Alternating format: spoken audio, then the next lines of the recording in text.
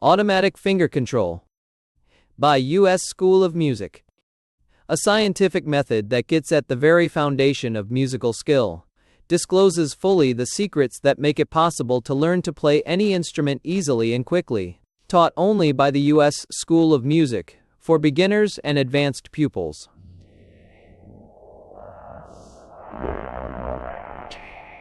Seventh edition. U.S. School of Music. Copyright 1921 by U.S. School of Music. Preface to the second edition. There is one point which I wish to stress at this appropriate time. It is something that will prove of great aid to every student of this advanced, intensely practical, time-saving method.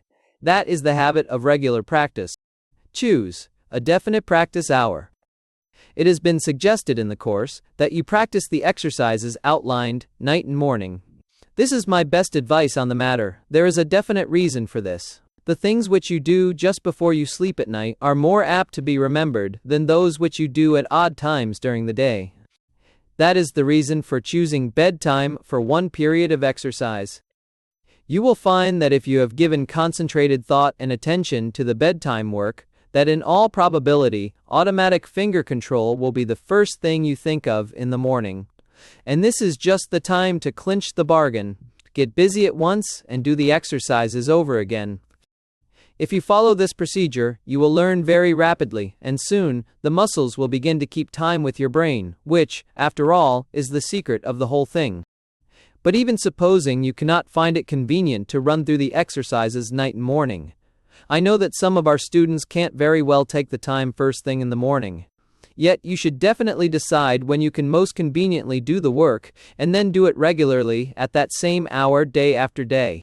Favoring the mind. The mind is a most wonderful thing. One could devote years and years to its study. Indeed, many people already have, and even yet, we know very little about it. But out of all of the maze of study and experiment, we have discovered that the mind responds best under certain definite circumstances. It is particularly interesting to note the little foibles of composers and writers. Some authors only write at night, some only when standing at their desks, some do their best work when out in the open. Haydn always wanted to have on his finger the ring which Frederick the Great gave him when he started out to write a composition. Rossini liked to write in bed, so did our dearly beloved humorist, Mark Twain. And so it goes, funny in one way, and yet not funny at all. These people are merely favoring the peculiarities of their own minds. It is hard, especially hard for some people, to take the mind off from one subject and put it on another. Unless one is easily able to concentrate on the task at hand, the mind is bound to wander back to the thing we were thinking of previously. An aid to concentration. And yet, we must concentrate on these automatic finger control exercises if we are to get the best and most out of them. Experiment shows that if we plan to study at some definite time each day, the mind gets into the habit of responding at this particular time and is more ready to work than if we take up the practice at irregular intervals. So, choose some definite practice periods, bedtime, and the first thing on arising if possible, but some definite time, at any rate. Then, once you have set aside that hour, observe it religiously as your practice period, until something comes up that changes your whole mode of life sufficiently to warrant setting a new study hour. Never excuse yourself for even so much as a single day. 7 days a week is the best way to master automatic finger control. If you will follow these simple suggestions and rules of instruction of this course, your progress is going to be sure, rapid, and very gratifying. The author, 40 Ever, 6 C's Sember, and U.S. School of Music. 225 Fifth Avenue, New York City. And back to Donner, Self. Departmental Memo. My dear Mr. Kemp, it is indeed gratifying to report the remarkable success of the course in automatic finger control. The 6th edition is exhausted, and I am placing a requisition for the 7th. There was never any question as to the unusual benefits that each student would derive from this new, quick way of learning his instrument. It is a fact established by tests and experience that training the muscles to work as fast as the brain, and training them away from the instrument so that the pupil has only this one thing to think about, does away with many hours of practice and develops a more perfect technique. But the thing that pleases me most is to see the way our students have taken hold of the work. It seems to me typical of the spirit of progress. People want the very best they can obtain in the way of instruction. They want to take advantage of every shortcut, and that shows great wisdom. Money can be replaced manyfold.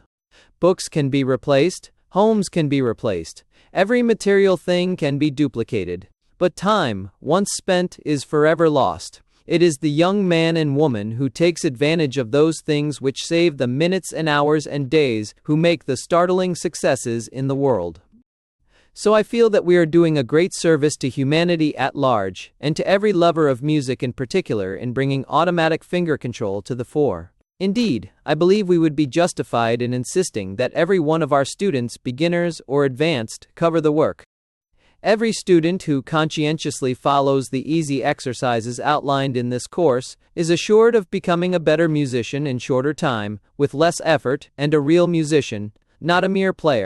Cordially yours, C.H.P. Longstreet. HFBB. Automatic Finger Control. Introduction. There are 59 muscles in each arm, including the hand, which the musician is called upon to use in his playing. If each of these are trained to the proper degree, the heaviest part of the task is accomplished, for not only does the control thus derived perfect technique and touch, it also helps to overcome nervousness, develops a velvety touch, becomes an invaluable aid to sight reading, and assists the student in gaining the power to accompany sympathetically and accurately at sight. It is not necessary to exercise each of these muscles separately. By careful study, the method of automatic finger control has been reduced to 24 weeks' work. The exercises should be practiced the required number of times twice daily, preferably upon arising in the morning and again in the evening. Each movement must be brisk and as complete a contraction of the muscles involved as possible. Perform the work with one hand at a time rather than trying to use both hands at once. Close mental attention to the movement involved will increase the benefits derived, especially in the case of those exercises which require that you set one muscle working in opposition to another. Do not, in your enthusiasm, practice these exercises more than directed, nor should you do them just before your work at the instrument. This course comprises 31 exercises. As you will see from the lessons, it is not enough that each exercise be practiced a single week. Sometimes you will be required to work on a single exercise for 2 weeks in succession, and from time to time, the exercises will be reviewed. The 31 exercises have been collected and placed in numerical order at the back of the manuscript. The lessons are found in order at the front.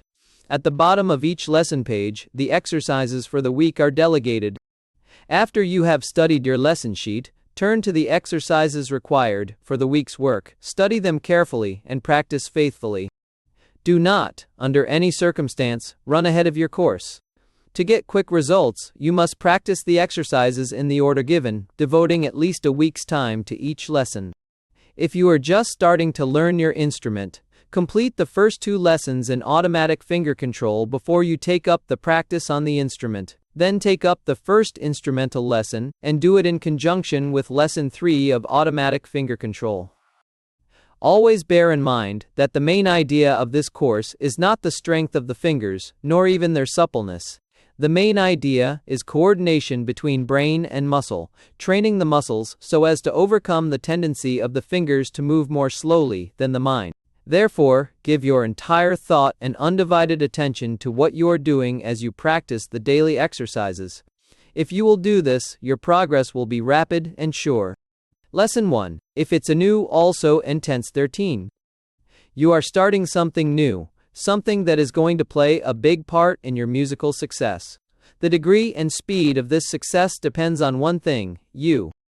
Take warning from the old adage, a new broom sweeps clean. You must strive for moderation in all things. During the first few weeks, you will be tempted to give too much time to the following exercises. During the later weeks, you may be tempted to neglect them because of the marked improvement which you have already received. but be determined. Go through with the entire course just as it is outlined. Do each exercise the exact number of times each period that is called for, and do the entire set both night and morning. It is important that you do the various movements with considerable effort, because the complete contraction of the muscles obtained in this way tends to squeeze the blood out of them, thus drawing a new supply of fresh, nourishing blood in replacement. In this way, you not only strengthen the muscles by the movement, but you also feed both them and the nerves. The fingers and wrists must bear a heavy part in the playing of any musical instrument. Therefore, we will devote ourselves exclusively this week to strengthening these. If the muscles tire easily and tend to stiffen up, go a little easy the first few days, but do some work each and every day. The improvement will be all the more noticeable, as you are evidently unusually in need of stronger fingers. Practice exercises 1, 2, 3, and 4 this week. Lesson 2. How are the fingers this week? Did they feel effective starting regular practice? Even if they did, the temporary lameness should be gone by now, and we must continue these same movements another week. Pluck, remember, is that spirit in man which fails to understand despair, which keeps a man up even when he seems to be down. Do not falter. Keep everlastingly at it. We add, in this lesson, an exercise for the forearm. This is the next territory of importance to be brought under control. You will have no difficulty with this new exercise.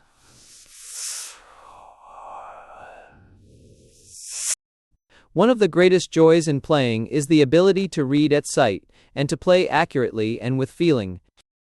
Automatic finger control brings this finished ability more quickly than any other means, for it teaches you once and for all how to manage your fingers. The correct action soon becomes automatic, indeed, and then your full attention can be given to the beautiful hidden meanings of the piece you are playing. That is the highest meaning of technique. To be able to play without any thought of the mechanical how. If you are studying these lessons in conjunction with an instrument, it will be, well, for the first few weeks to give more attention to the finger control exercises than to practicing on the instrument itself. In this way, when finally you do begin to play, your advancement will be rapid and satisfactory. For this week, practice exercises 1, 2, 3, 4, and 5. Lesson 3. You should be coming along in good shape now, so you are to have 2 new exercises this week. One of them is particularly for the hand. It is barely possible that this exercise of snapping the fingers open will cause the wrists to tire. Do not be discouraged by this. That is a sure indication that you are in particular need of strengthening of these muscles, and once they are built up, you will find yourself doing constantly better work on the instrument. The second of the new movements is for strengthening the upper arm. Remember to take it easy at first, until the shoulder feels strong enough to resist the strain that is brought to bear upon it. This valuable exercise will be continued next week. Many students find it convenient to learn the exercises for the week by heart, and then practice them at odd moments as on their way to work. This is quite satisfactory, and if you are pressed for time, it is a good idea to get into this habit. But, be sure that you get in your 2 full periods each day. Review work in any study is of utmost importance. After an exercise has been dropped from the current week's lesson, make it a point to do it, just the same, at least once or twice a day. In this way, not only will you be assured of losing nothing of the work that has gone before, but you will also progress faster with the new. All of the muscles depend more or less on each other, and what helps one, helps all. And remember, decision of character outstrips even talent and genius in the race for success. Exercises 5, 6, 7, and 8 this week. Lesson 4. Are you in tune? The finest Stradivarius is only a sounding board and 4 strings, unless it is in tune, and then it becomes a messenger of the soul, indeed. So is it with each one of us. If we are in tune with the infinite, the sky is blue vaulted above us, the birds cleave the sky with sweetest of music, there's a song in the heart and a smile on the lips. How can we hope to interpret the secrets of the master workers in music unless we ourselves are in tune? Take stock of yourself each day and see if you are really living. The new exercise this week is for strengthening the fingers as well as for limbering up stiff joints. Around each of the finger joints, there are transverse ligaments, bands of muscle which hold the lengthwise finger muscles in place and bind them to the bones. Unless one is using his fingers in a special and unordinary way, these ligaments become stiff and inflexible, so that the movement of the fingers is greatly hindered.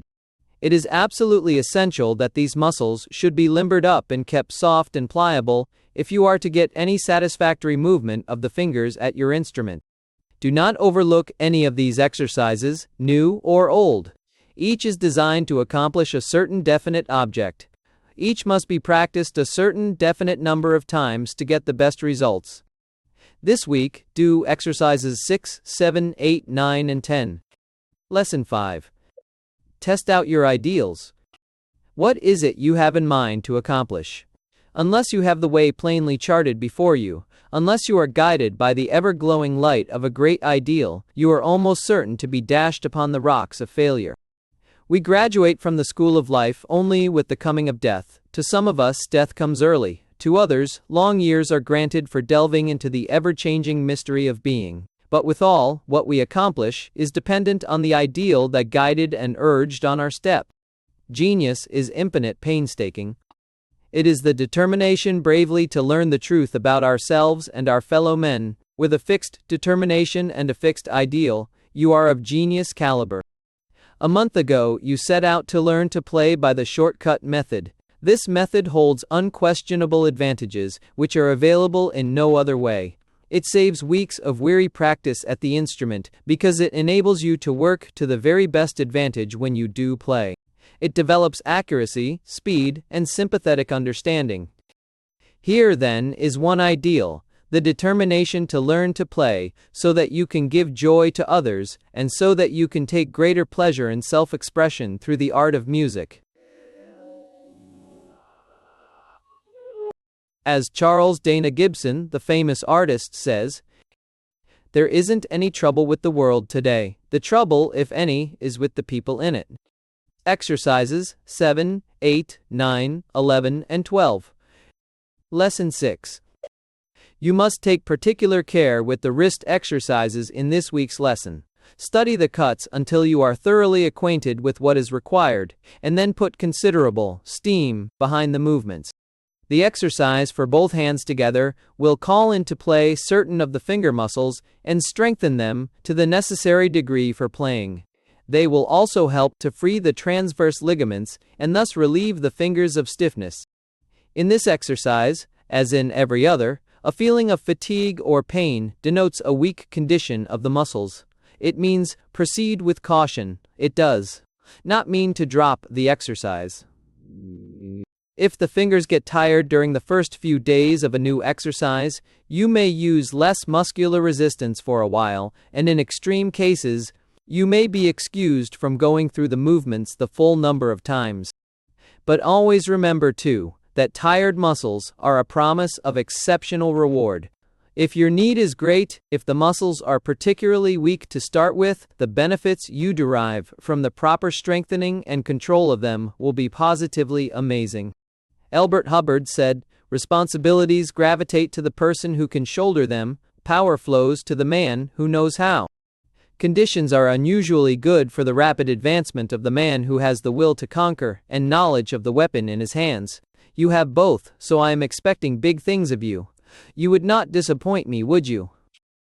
This week's work is exercises 9, 11, 13, and 14. Lesson 7. Do you ever stop to think how truly marvelous is the music of nature? The babbling brook, the murmuring trees, the singing birds, the ocean's roar, the peal of thunder, the crash of storm, the lowing cow, the rustling grass, all nature sings. But how often we hear and, failing to understand, miss much of the joy of life.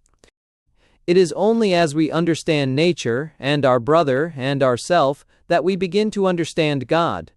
With that understanding, we begin in reality to live and to acquire. He who comprehends the nature of prayer, it has been said, bends not the knee. He towers in majesty. He goes forth to meet his own. He ascends the mount and speaks with God. Or, as Emerson put it, The things that are really for thee gravitate to thee. The world is full of good things that are intended especially for you. But, if you want the best, you must be ready through understanding to receive the best.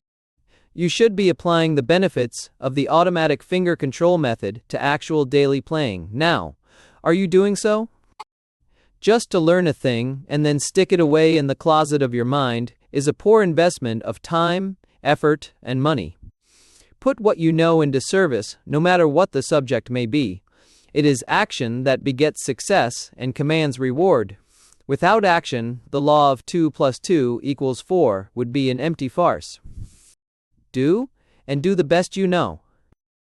Practice exercises 11, 13, 15, and 16. Lesson 8. Irresolution is a worse vice than rashness. He who shoots worst may sometimes hit the mark, but he who shoots not at all can never hit it. Irresolution loosens all the joints of a state. Like an ague, it shakes not this nor that limb, but all the body is at once in a fit. The irresolute man is lifted from one place to another, so hatcheth nothing, but addles all his actions. It will pay you to think carefully on the above quotation from Feltham. Also, consider the following beautiful paragraph on faith. Faith is like the primitive granite of old New England. Dig down deep and you come to it below all superimposed strata. Go to the summit of the highest mountains and you find it on loftiest elevations. Faith begins as the basis of the infant's knowledge, which ends in leading us to know the bigness, the grandeur of life. On these two things, to large degree, depends your rapid success in learning to play through the method of automatic finger control. You must be filled with the faith and knowledge that each exercise has its particular place, not only in strengthening the muscles, but in preparing you for the work to come. And knowing this, you must be filled with resolution to work and achieve, that you never falter by the way, that you never miss a practice period. The exercises this week are 10, 13, 15, and 16. Lesson 9. Do you make it a point to keep physically fit? We are learning that music has a great deal to do with health, and surely health has much to do with your ability to produce music. Music is being used more and more in the hospitals for quieting and cheering the patients. Music played an important part behind the lines in the Great War, in the way of lending support and courage to those so sorely in need of it. What, on the other hand, has health to do with music? Music is self-expression. If that self which produces the melody be ill, the fact will be reflected in the playing. Music displays the hurts of the body and the hurts of the heart, as well. So it behooves us who would be musicians to keep well in mind and body. To a great extent, this is just a question of common sense. Be thoughtful of your eating, your sleeping, and your exercise, and let nature care for the rest. But when misfortune of any kind does overtake you, and we are all caught at some time or other, turn freely to your music for relief. You will find it. Pour out your soul in the melody of your instrument. If there is bitter in the heart, let it come out. Get rid of it. If there is sadness, express it and replace it then with joy. If there is doubt, play on until at length comes peace again and sweet assurance. Music brings health and health lends joy to music. Practice exercises 12, 17, 18, and 19 faithfully. Lesson 10. It is necessary to train the muscles to act quickly, accurately, strongly, and without easy tiring if you are to be a super musician. In order to acquire the independent, individual movement of the fingers, they have to go through the awkward squad stage, it is true, but with the proper, thoughtful drilling, which these lessons, like an understanding officer gives, they soon become familiar with the commands and learn to obey orders. Obedience is of absolute importance in learning automatic finger control. First, obedience that you must give to the written word of the lesson, and then obedience that you must demand of the muscles involved. When you want your finger or whatever it may be to perform a certain movement, do not accept anything short of perfection from it. Analyze each movement that seems to give trouble. Trouble, understand, is half removed. If you demand perfect obedience from your fingers each and every time, it will not take long for you to establish that very desirable connection, or, shall we say, understanding, between the brain and the fingers, which will free you from the usual drudgery of fumbling for the notes at the instrument, of only half comprehending what you are playing, and of getting tired when you should still be fresh and enjoying yourself. Thus, the habit of correctness is established. If there be any good habits, surely this is one of the best that a musician could acquire. I commend it to you highly. It well repays your effort in gaining it. Exercises 17, 18, 19, and 20. Lesson 11. Sometimes, as we go along in a course of lessons, we are inclined to lose sight of the original purpose. It often is well to look back and see what we set out to do, and what we are accomplishing. In the first place, we started out to develop strength, flexibility, freedom of movement, independent action, and perfect control of each one of the fingers. Our purpose in doing these things is to enable one to save time in learning to play any musical instrument through specializing on the fingerwork, which constitutes some 9/10 of the battle. At the same time, other benefits are expected: greater self-reliance, greater accuracy in sight reading, and greater ease in accompanying. In order to accomplish these ends, we have been freeing the joints from stiffness and lameness. We have been training the fingers to move more widely and more freely. And we have been developing the muscles so that the fingers have been developed, strengthened, given greater speed and facility of action, and their endurance increased. With greater strength has come greater independence in action. By this time, you ought to be well started toward perfect control of each of the fingers. Since the whole course is based on careful, scientific investigation, the work has been built up in difficulty as the lessons went on, so that there has been nothing really hard about them. They are interesting and progressive. That is, as it should be. As the course proceeds, whether you have new or review work, bear in mind that what is given is exactly what you need and what will help you most. Practice exercises 17, 18, 20, and 21. Lesson 12. Great thought precedes all greatness. No man is great whose thought is not great. A pessimist and an optimist were discussing life from different angles. I really believe, said the former, that I could make a better world myself. Or, sure, returned the optimist, that's just what we're here for. Now let's get together and do it. If you will get the right thought and then get to work, you will accomplish your part in making a better world yourself. One of the things that the world looks to you to do is to supply it with music, to bring harmony to quiet its tired and jangled nerves, to bring joyous melody to liven the grief-bound heart, and to bring an atmosphere of rest to the sick and weary.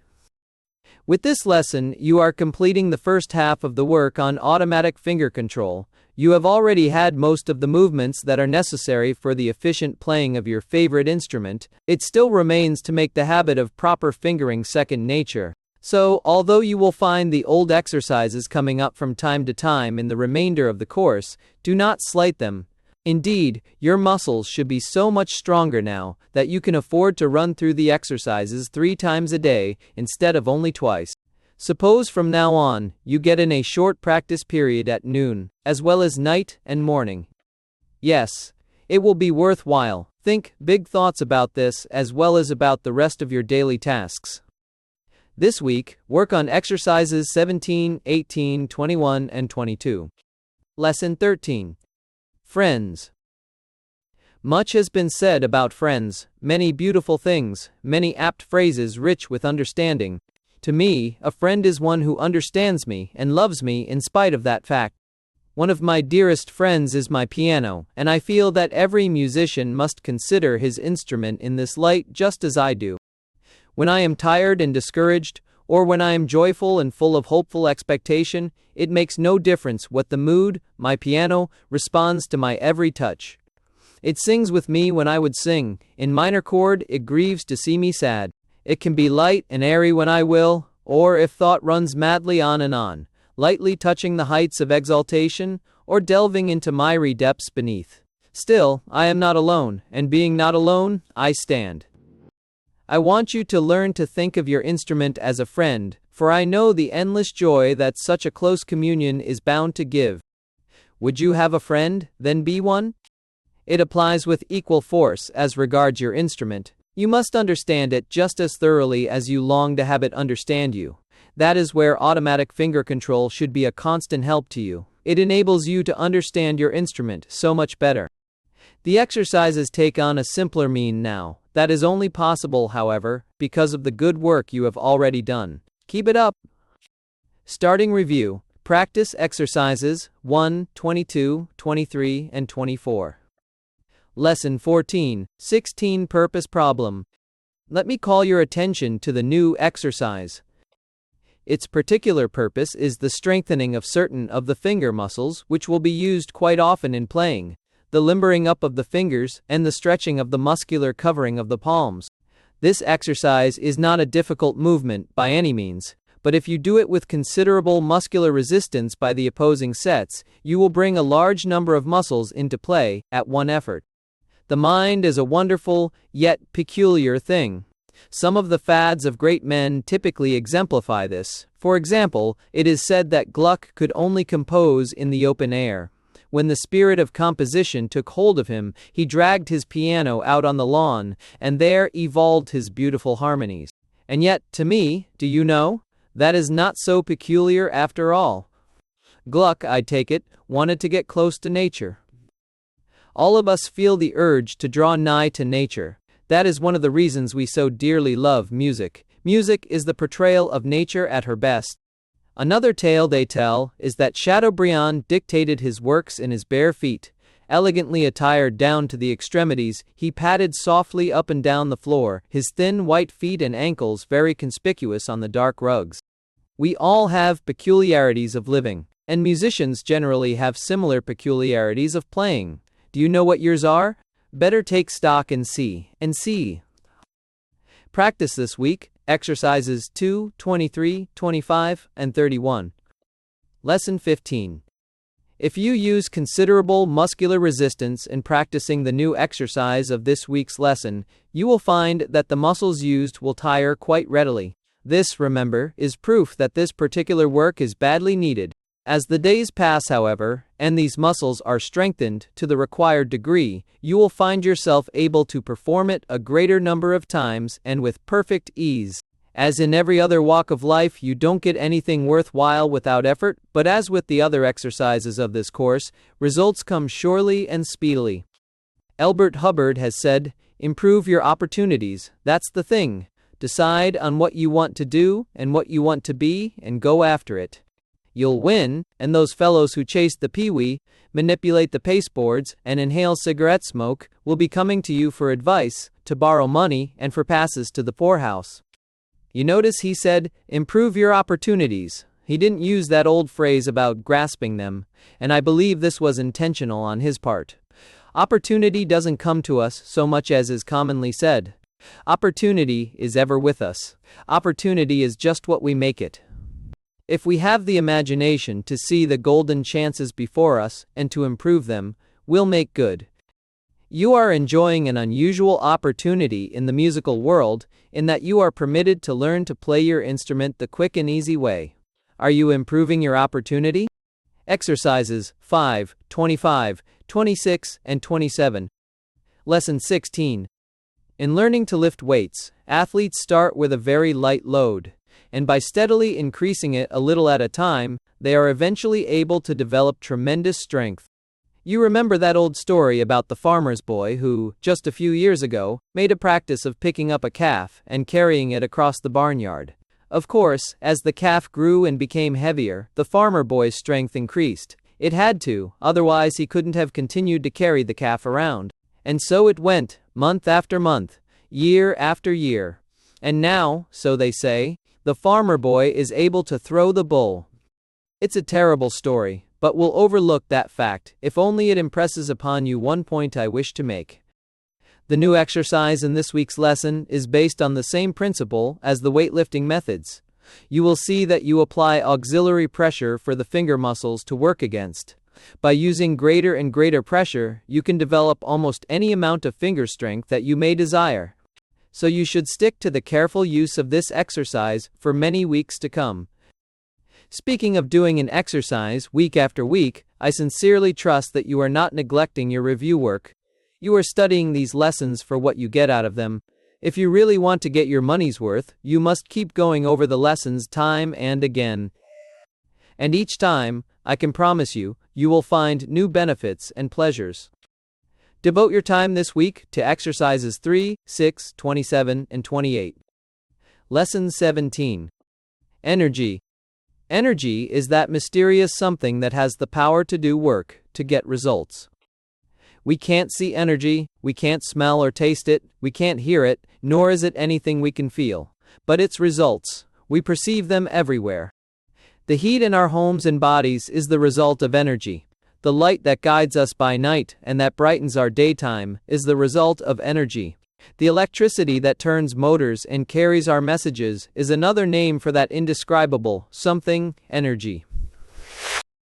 But one of the greatest sources of energy is the human mind. Each one of us has within himself tremendous possibilities.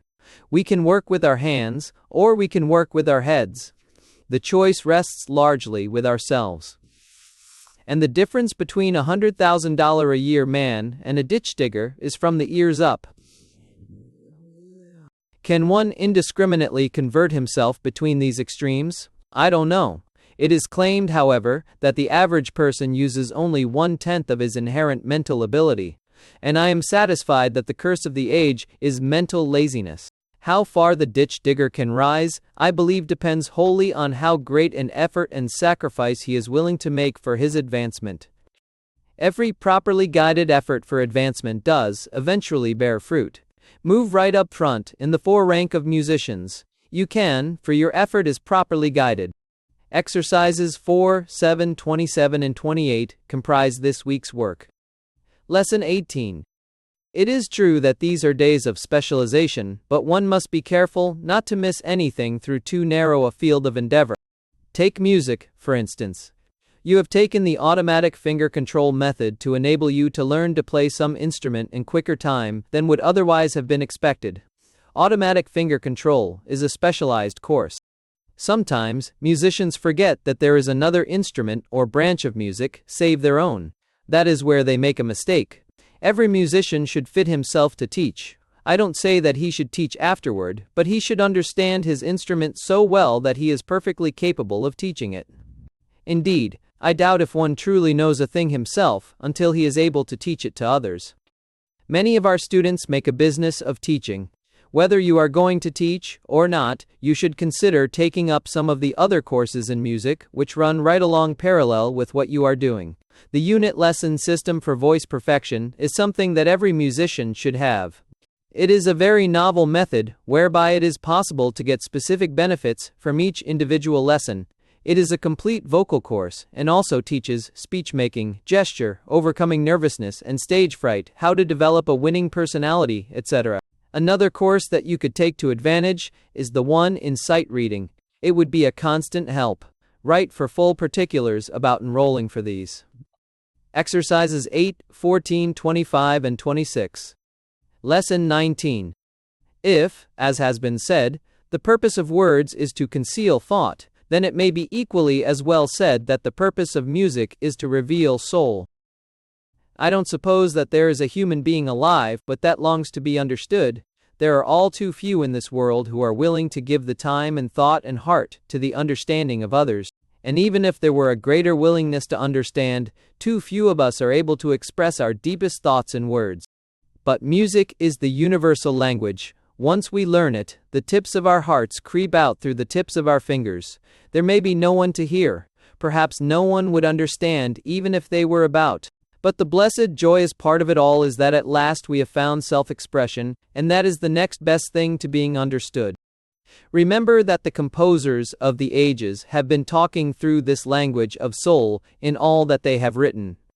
As you play a piece of music, you therefore have two tasks to perform. You must strive to pass on the message that the masters left, and you must interweave with it your own inner self. That is what is meant by interpretation and expression. You should study to be a good listener as well as a good player, if you are to be a real musician. Hear all of the beautiful music that you can, whether it be on your instrument or on some other.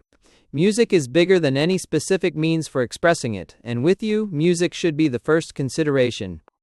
The exercises this week are 9, 14, 23, and 31. Lesson 20. I sometimes tremble when I realize how slight is the difference between success and failure. Success is the child of audacity. Failure is the offspring of discouragement.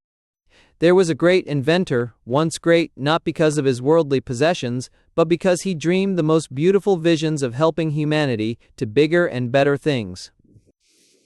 He had worked long and arduously on one of his ideas, hampered by lack of funds, lack of friends, and once got Smy, who owed all one, what 1950, who want on one. All the night through he had toiled over his model. There was just one little part needed to give the necessary movement, but the proper thought eluded him. The cold gray dawn of another toilsome day found him discouraged and alone on a damp park bench. He was thoroughly hopeless and ready to give up his idea and his ideal. True, the successful culmination of this experiment would mean fewer accidents and a great industry, and fewer lives sacrificed to unnecessary carelessness. But why struggle longer? The world called him visionary and an impractical dreamer. Why fight? Indeed, the fight had clean gone out of him. Death, breakfast, or the lockup were equally welcome to him. He was through. And then, the little thing happened. The doorway across the street was opened. Through it came a piping, childish voice in joyous morning song. And at that minute the problem was solved. Somebody trusted him, somebody cared. Exercises 11, 22, 24, and 30. Lesson 21. Half the giant's strength is in the conviction that he is a giant. The strength of a muscle is enhanced 100-fold by the willpower. The same muscle, when removed from the giant's arm, when divorced from the force of the mighty will, can sustain but a fraction of the weight it did a moment before it was disconnected. If you have been studying these lessons aright, you have not only developed strong muscles, but you have also developed an understanding of the tremendous power you wield over them. When your brain wills that the finger move quickly and with precision, it should be enough. Without thought, effort, your will should be carried out. There should be no faltering about this movement because the demand was definite and the muscles have been trained in obedience. Whenever you are called upon to play, always bear in mind your complete mastery over your fingers. You have nothing to worry about. You can depend on your tools. Give your attention to the sole meaning of the composition you are playing. Or, if you are doing accompaniment work, make a conscious effort to efface yourself and make the soloist stand out, the predominant influence. In passing from the silent exercises to the instrument, you must be careful still to maintain the correct muscular movements. Practice exercises 13, 21, 24, and 30. Lesson 2-2. Candidly, there is lots of room at the top in the world, or music, just as in any other line of endeavor. On the other hand, there is a clamoring, cluttering turmoil down at the bottom. Your own position is like that of a sensible tourist in the Alps, who hires a competent guide and provides himself with the necessary trappings for safe climbing. There is no law to prevent this traveler inviting the guide to sit down with him at the hotel in the valley and play pinochle. True, he pays pretty heavily for the unused equipment and for the companionship. Besides that, he never does see the glories of the heights, but that is his privilege.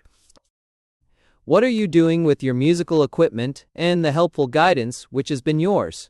Are you enjoying yourself in the companionship of the valley, or are you daring the paths of the mountain? I can but urge you to struggle upward. You are not beating a new path. The way is so plainly outlined before you. You need only actively aspire and soon the reward must be yours. Specifically, what is there in store for the master musician? There is the profession of teaching. That ability is something that no one can ever take from you once you acquire it. There is professional playing in church, concert, and orchestra. Later on, you may wish to take our easy course in harmony and composition, so that you can also write and arrange music. It is thoroughly worthwhile. Particulars on request. This week, take exercises 15, 20, 29, and 31. Lesson 23. Suppose you do make mistakes sometimes. Is that anything to be discouraged about? Not at all. If only you learn by your mistakes and do not repeat the same one too often, you are well on the road to improvement. The only person who never makes an error is the person who never does anything. Steer clear of such a person. But you who have practiced the method of automatic finger control faithfully have less to worry about as regards making mistakes than the average student. Your fingers are especially trained to go the right place at the right time without any conscious effort on your part. If you have not yet achieved this degree of skill, the thing to do is not complain, but devote a little more time to strengthening up the still recalcitrant muscles. Above all, keep moving, don't get stagnant. Idleness never won distinction in the world, and never will. The world does not owe us a living, but each one of us does owe the world honest, sincere work in whatever field we may choose for our endeavors. God made man for employment, and we cannot dodge the issue. That means that everything we do must be done effectively. When we are earning our daily bread, we must give our best. When we are playing, we must play honestly. When we are studying, we must strive earnestly. Only as we do this can we enjoy life's bounties to the full and win the progress we desire and deserve. Exercises 10, 17, 19, and 26 for this week's study. Lesson 24. With this lesson you end your first reading of the method of automatic finger control. I trust that none of you will consider the work finished, however, because you have only done the primary work. With the greater strength of muscle and the broader understanding of the method itself, you are now in a position to reap even more astounding benefits than you have already experienced. There is no extra charge for this privilege. All that you are required to do is to start at the beginning again and go through the entire course as before. You will be surprised how many things you missed the first time over. The brain develops in direct proportion to the studying you do, and your understanding and appreciation increases to just the same extent that your brain develops, so it stands to reason that you are in a better position to benefit by this course today than you were 6 months ago. What you have already got out of automatic finger control depends on what you have put into it. It is like putting money in a bank and taking it out with interest. You put your time in with the specific knowledge that years of study have made available to you in easily absorbed form, and you take out a distinct saving in time and effort in learning to play your favorite instrument. I believe that your success has already fully justified your every effort. In parting, let me assure you that you will always find that this formula works. Effort in a worthy cause brings results. Exercises 12, 16, 18, and 28 complete this course. Exercise 1. Hold your right hand before you, double up your fist tightly, thumb on the outside of the fingers. The hand turned with the palm side facing you. Open the hand briskly and with considerable effort, letting it turn around, so that the back of the hand is now turned toward you. Be sure to get this point, and turn the hand around as you open the fingers. As you open the hand, be sure to keep the fingers stiff and bend them back from the wrist as far as possible. Repeat this exercise 20 times. Exercise 2. Lift your elbows nearly as high as your shoulders. Lay your left hand, palm up, straight across your chest so that there is a straight line from the elbows to the fingertips. The fingers of the right hand with the palm turned down are laid on the fingers of the left. Twist the hands and forearms in opposite directions until the hands come again into a similar position, but with the palm of the right hand up. Reverse the action briskly. Exercise 3. Open the left hand out flat, with the fingers loosely apart. Grasp the little finger with the thumb and fingers of the right hand. Very gently bend it backward, as far as it will go without straining. You must be careful not to overdo this at first. Now bend it forward to the palm, back again and to the right and left. Do this 6 times, allowing the little finger to move freely. Now, repeat the exercise, only instead of allowing the little finger to move freely, try to hold it rigid and immovable. Of course, the muscles of the little finger will be unable to stand the greater strength of your right hand, and it is intended that the finger should move. But in each case, it should move against the resistance of the finger muscles. Repeat this exercise against resistance 14 times. Go through this entire process with each of the other fingers and the thumb of the left hand. Then take up the exercise with each of the fingers of the right hand, moving them with your left. Exercise 4. Lay the left hand flat palm down on a table, book, or other smooth surface. Open the thumb out of the way of the fingers. Grasp the index finger of the left hand with the thumb and finger of the right hand. Allowing the finger to move freely, draw it along the surface as far as possible without straining the muscles. Do this 5 times. Now, with the finger muscles, resist the movement and repeat the exercise 5 times more. Allowing the finger to move freely once more, lift it from the table in a large semicircle and swing it over towards the thumb and down to the table again. Repeat 5 times. Go through this same movement 5 times with muscle resistance. Carry out these exercises on the other fingers of the left hand and then on all of the fingers of the right hand. Exercise 5. Put your right hand and arm down at your side, fingers extended. Keeping the elbow and upper arm close to the body, bend the arm briskly at the elbow, still keeping the hand open and in a straight line with the forearm. Repeat this exercise 12 times with the palm of the hand turned toward the shoulder, and 12 times with the palm of the hand turned away from the shoulder. Now raise the upper arm so that the elbow bends slightly upward from the shoulder. Repeat the same bending action of the elbow 20 times. The position of the hand is immaterial in this exercise. Go through these motions with the left arm. Exercise 6. Hold your left hand up in front of you with the palm facing you.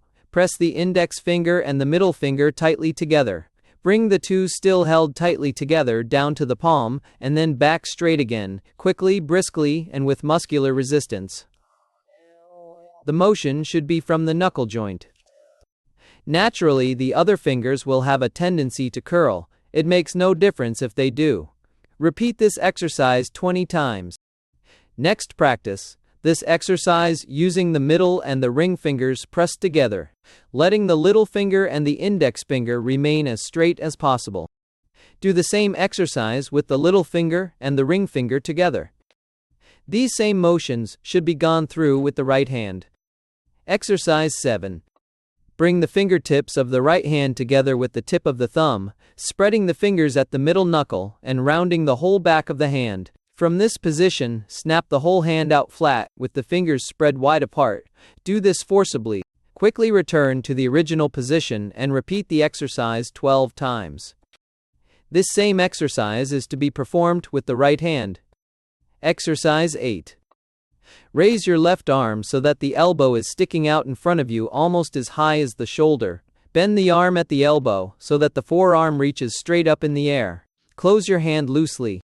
With a rotating movement of the upper arm, bring your fist down as low as it will go, still keeping the elbow at the same spot. Return to the original position. Repeat this exercise 12 times. At first, it will be advisable to do this rather slowly and without too great effort, because of considerable strain in the region of the shoulder blade. Later, as the muscles become stronger and more supple, you can increase the speed and the intensity of the effort. Repeat the same exercise with the right arm. Exercise 9. Stand straight with the arms down at your side. Double up your right fist. Keeping the arm straight, swing it back as far as possible and then front until it is directly overhead. Just the same as you do when you swing your arm in walking, only more so. Continue swinging the arm this way, but instead of swinging it back at your side, move it around so that your arm finally swings up across the chest to the overhead position. The idea is to swing it, changing the plane gradually so that you pass through all the different positions between the side plane and the chest plane. Repeat the same motions with the left arm. Standing straight in military position as above. Raise your right arm straight out from the shoulder, fist closed.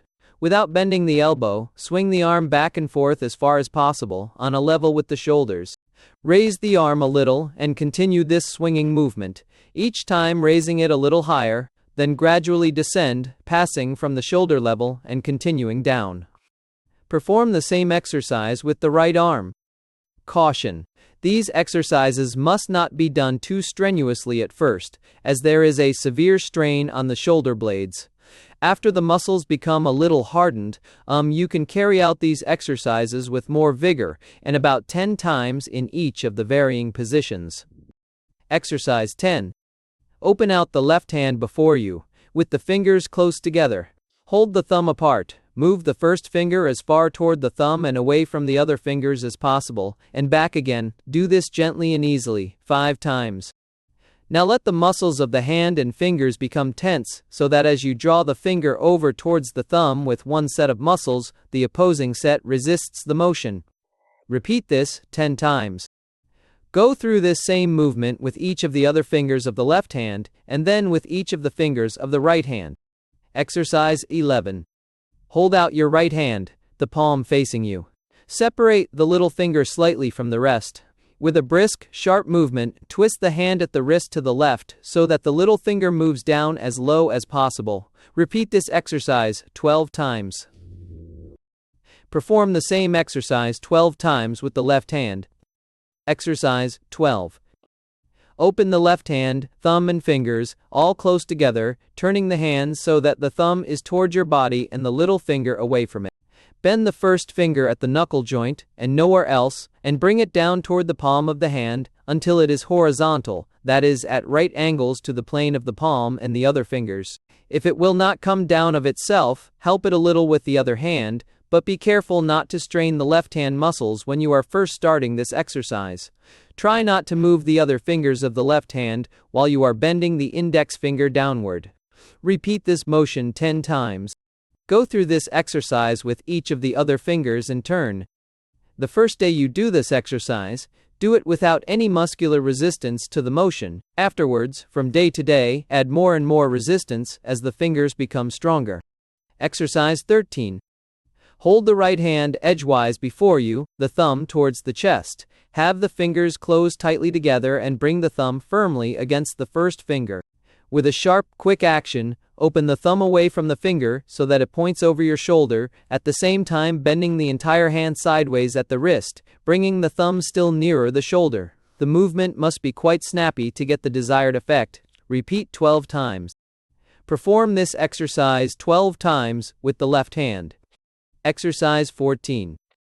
Extend both hands in front of you, palms together, the fingers of each hand held tightly against those of the other, the thumbs separated from the fingers and pointed toward you.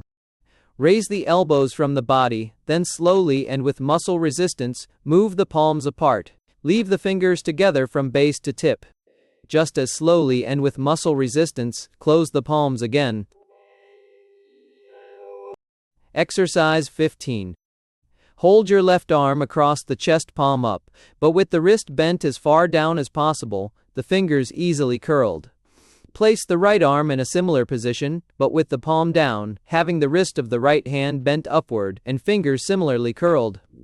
Lay the fingertips of the right hand on those of the left. From this position, twist the forearms in opposite directions until the fingertips again come together.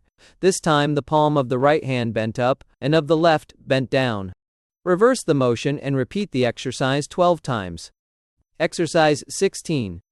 Extend the left hand and close the fingers down to the palm, keeping the knuckle joints straight and bending only the 2 outer joints.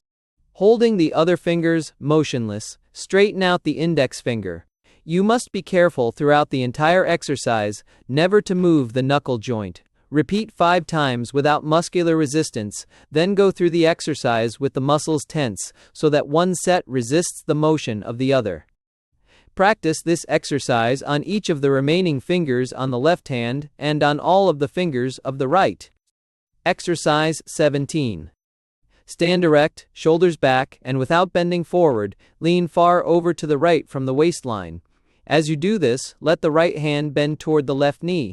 While in this position, make a short but strong thrust, entirely from the right shoulder, which will bring the fingers of the right hand possibly an inch nearer the left knee. Straighten up, bend to the left, and thrust out the left shoulder. Repeat this exercise first with the right and then with the left 12 times. Exercise 18. Hold the right hand before you, the fingers relaxed and slightly curved, palm facing you. Grasp the second, third, and little fingers gently with your left hand, and bend the forefinger down to the palm from the second joint. Use considerable pressure each time you bring the finger down to the palm, and repeat the exercise 8 times, allowing the finger to become fully relaxed between each motion. Repeat this exercise for the middle finger 10 times. For the ring finger, do this exercise 12 times. For the little finger, do this exercise 10 times. Proceed with the same series of exercises for the left hand. Exercise 19. Hold your left hand before you, the fingers bent down to the palm and reaching as far toward the wrist as possible. Extend the first finger. Open gradually so as not to move the others. Do this 5 times without muscular resistance and 5 times with. Go through the same exercise with each of the other fingers. Exercise 20. Place the hand on any flat surface and keeping it straight, raise the first finger as far as you can from the table. Do not bend any joints, save that at the knuckle. Repeat this 10 times using increasing muscular resistance.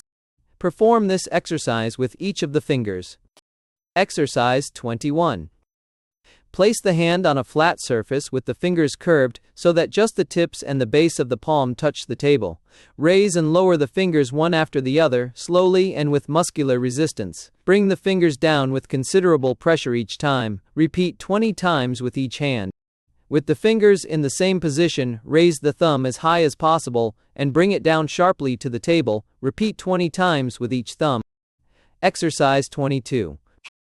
Open the left hand with the fingers together but the thumb out of the way. Move the index finger so that the tip of it circles around, down toward the palm, over to the thumb, to the back, and returns to the original position. Keep the fingers straight all of the time. Repeat this without muscular resistance 5 times. Now stiffen the muscles of the finger so that one set resists this motion, while the other set, overcoming the resistance, causes the finger to circle as before. Repeat 5 times. Go through the same exercise with each of the other fingers of the left hand and then with all of the fingers of the right hand. Exercise 23. Extend the fingers of the left hand with the little finger away from you and the thumb opened and pointing away from the palm, that is toward your right. Bring the index finger down until it is at right angles to the palm, bending only at the knuckle joint. Let the knuckle joint straighten up again and at the same time bend the other 2 joints of the finger so that the fingertip goes down to the palm of your hand. Repeat this exercise 5 times without resistance and then 5 times with resistance. Continue the exercise of each finger of the left and right hands. Exercise 24. Lay the right hand flat on a table or other hard plane surface, fingers and thumb far outspread. Press firmly with the whole hand on the table. Continuing this downward pressure, exert an upward pressure against it with the fingertips, and raise the body of the hand about 1 inches from the tabletop. Throughout this entire exercise, try to keep the back of the hand parallel with the table. After you have reached the desired height, press the hand down to the tabletop again against muscular resistance. Repeat this exercise 10 times.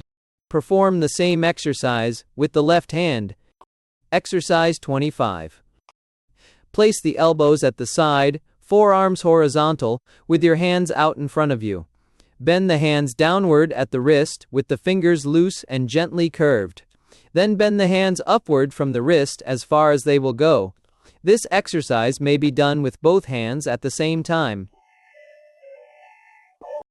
With your forearms extended in front of you and the hands held straight out, fingers spread wide apart, palms down, move the hands at the wrist slowly from side to side with considerable muscle resistance.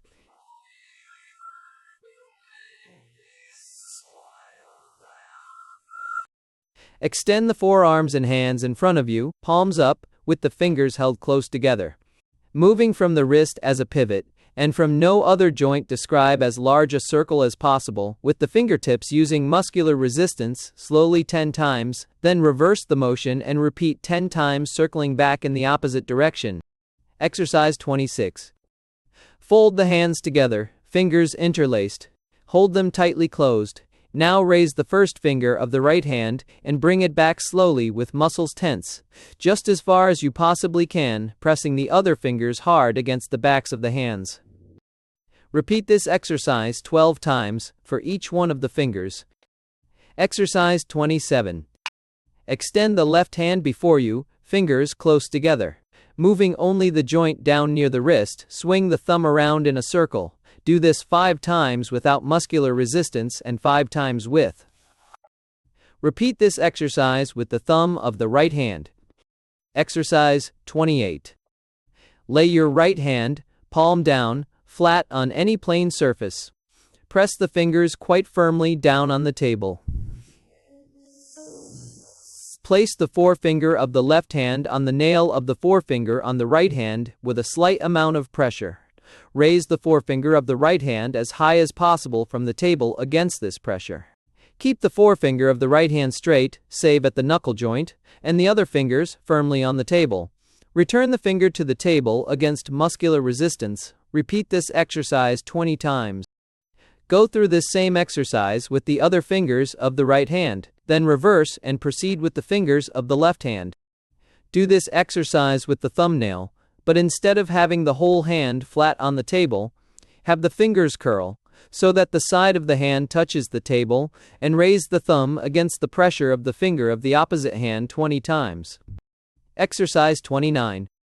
Extend both hands in front of you, palms together, the fingers of each hand held tightly against those of the other, the thumbs separated from the others and pointed toward you. Raise the elbows from the body, then slowly and with muscular resistance, move the palms apart, keeping only the tips of the fingers together. Push hard with the fingertips against each other. Just as slowly and with muscle resistance, close the palms again. Repeat this exercise 5 times. Exercise 30. Extend the left hand and spread the fingers and thumb as far as possible. Slowly and with muscular resistance, bring the tip of the first finger and the tip of the thumb together, forming a circle. Return to the original position. Repeat 10 times. Do this exercise with each of the other fingers of the left hand, and then with each of the fingers of the right hand. Exercise 31. Fold your hands together interlaced. Hold them together tightly. Now against muscular resistance, slowly open the palms and the base of the wrist, and as slowly close them together again. Repeat this exercise 10 times. First examination. 1. What time do you practice automatic finger control each day? 2. How many times have you missed your practice periods during this first 6 weeks? 3. Do exercise number 1 20 times with the left hand. Do the muscles between the wrist and elbow feel tired? 4. Take exercise number 12 first with the left hand and then with the right. Which muscles feel tired from this? 5. What marked improvement have you already noted from practicing automatic finger control? Second examination. 1. Take exercise 14. How far apart can you separate the base of the palms without separating the fingers? 2. Which muscles does exercise 17 tire? 3. Which finger of which hand feels most tired after exercise 18? 4. Do exercise 18. How high can you raise the ring fingers? 5. In which muscles have you noted greatest improvement so far? Third examination. 1. Can you do exercise 25 without tiring any muscles? If not, which? 2. Do you perform exercise 30 quickly or slowly? 3. What time each day do you practice automatic finger control? 4. How many days have you gone without practicing at all? 5. Just how does having stronger, more supple fingers help you? Fourth examination. 1. Which exercise of this course did you find most difficult? 2. Do you still have trouble with any exercises? Which? 3. Are you able to master your lessons at the instrument more rapidly now than when you took up automatic finger control? 4. Take exercise 16 with muscle resistance 10 times instead of 5. Can you do it equally well with each finger? 5. Write me all of the ways in which automatic finger control has helped to make a good player of you in shorter time and with less practice at the instrument. Postscript. You have something more today than you had 6 months ago before you took up automatic finger control. You have a nest egg.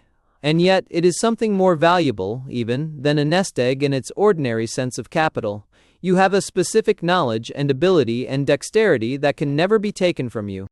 If you have carried out the exercises of this course in accordance with the instructions, you are already far on the way toward the supreme mastery of your instrument. We are always glad to hear of this progress from our students. Write us and let us know of the marvelous results attained in your own case. But capital, to yield returns, must be put to work, and so must your newfound art.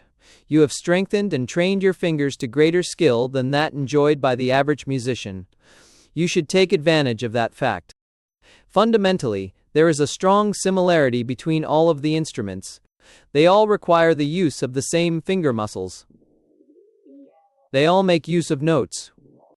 Herein lies a wonderful opportunity for you to make music more and more valuable and profitable to you as the years go by. You are now ready to take up further musical study. We strongly recommend that each student learn to play not only one instrument but several. It is not hard with the start you already have.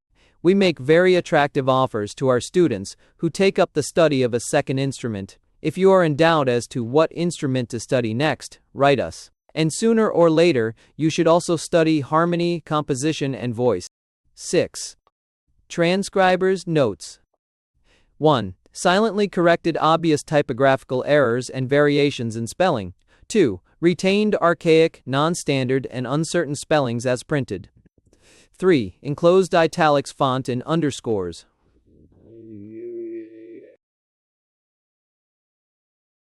Thanks for listening to Automatic Finger Control by U.S. School of Music.